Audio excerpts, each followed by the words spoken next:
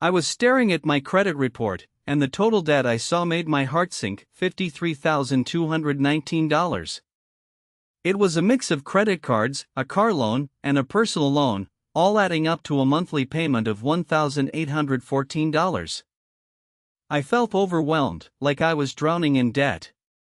But then I decided to track my net worth every month for 3 years to see if I could make any progress. And what I found was shocking. My net worth was minus $23,191 when I started tracking it. Yes, you heard that right, I was in the red. But I was determined to turn things around. I started by creating a budget and sticking to it. I cut back on unnecessary expenses, like dining out and subscription services I didn't use. I also started paying more than the minimum payment on my debts, focusing on the ones with the highest interest rates first.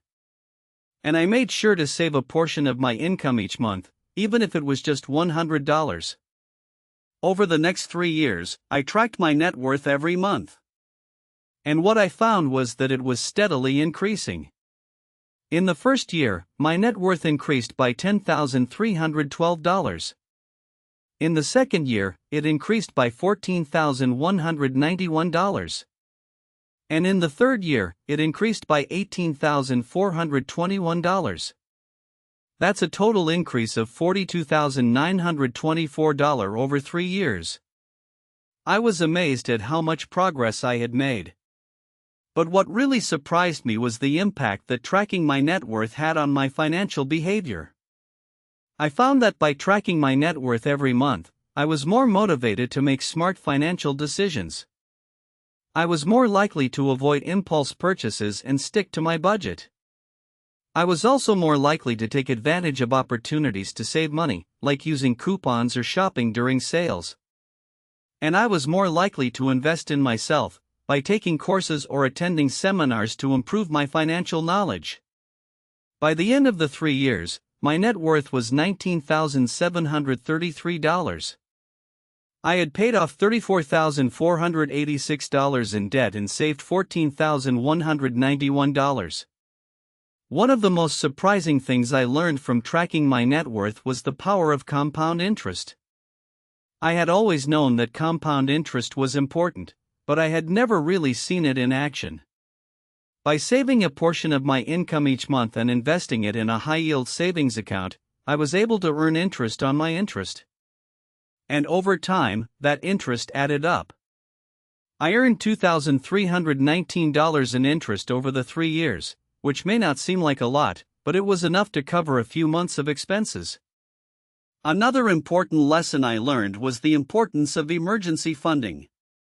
I had always been told that I should have 3 to 6 months of expenses saved up in an emergency fund, but I had never really done it.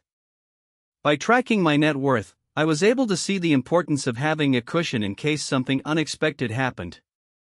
And I was able to build up my emergency fund over time, which gave me peace of mind and allowed me to take risks that I wouldn't have taken otherwise. If you're struggling with debt or feeling overwhelmed by your finances, I want you to know that you're not alone. Millions of people are in the same situation, and there is hope. By tracking your net worth and making smart financial decisions, you can turn your finances around and start building wealth. It won't be easy, and it won't happen overnight. But if you stick with it, you can achieve financial freedom. So, what's the first step you can take today to start tracking your net worth and improving your finances? Take out a piece of paper and write down your income and expenses. Make a budget and stick to it. And start saving a portion of your income each month.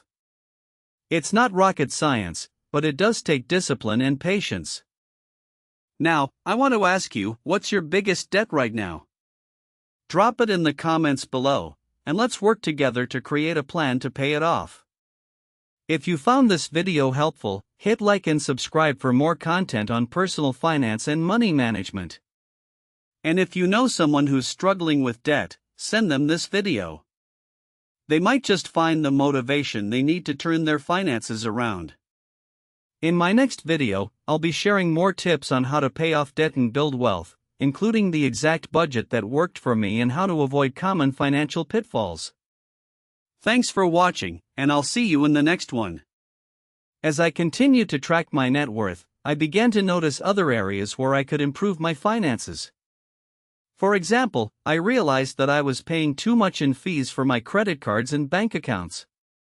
By switching to a credit card with no annual fee and a bank account with no monthly maintenance fee, I was able to save an additional $500 per year. I also started to take advantage of tax-advantaged accounts, such as a 401k and an IRA, to save for retirement and reduce my taxable income.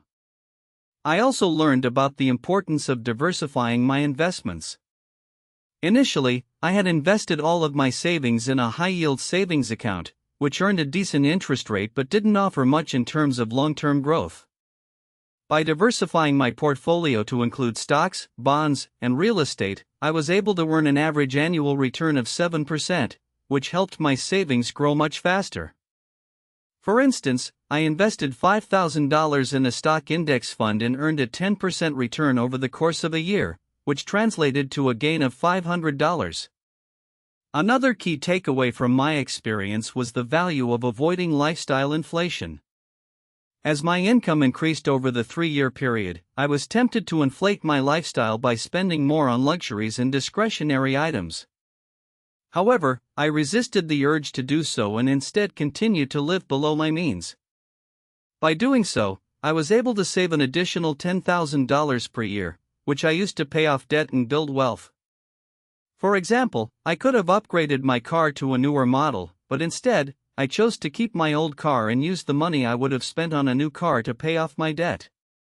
I also discovered the power of the 50/30/20 rule, which states that 50% of your income should go towards necessities, 30% towards discretionary spending, and 20% towards saving and debt repayment. By following this rule, I was able to allocate my income more effectively and make sure that I was prioritizing my financial goals. For instance, if I earned $4,000 per month, I would allocate $2,000 towards necessities, $1,200 towards discretionary spending, and $800 towards saving and debt repayment. Furthermore, I learned about the importance of credit score optimization. By paying my bills on time, keeping my credit utilization ratio low, and monitoring my credit report for errors, I was able to improve my credit score by 120 points over the 3-year period. This not only saved me money on interest rates but also gave me access to better loan terms and credit card offers. For example, I was able to qualify for a credit card with a 0% introductory APR, which allowed me to save $1,500 in interest over the course of a year. Additionally, I discovered the benefits of using the snowball method to pay off debt. By focusing on paying off my smallest debt first, I was able to build momentum and confidence, which helped me stay motivated to continue paying off my debt. For instance, I had a credit card with a balance of $2,000 and a car loan with a balance of $10,000. By paying off the credit card first, I was able to eliminate one of my debts and free up more money in my budget to tackle the car loan. I also learned about the importance of having a financial support system.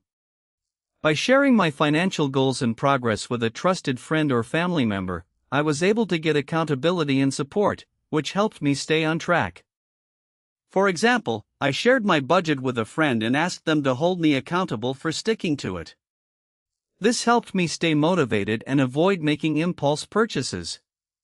Moreover, I discovered the value of taking advantage of financial windfalls.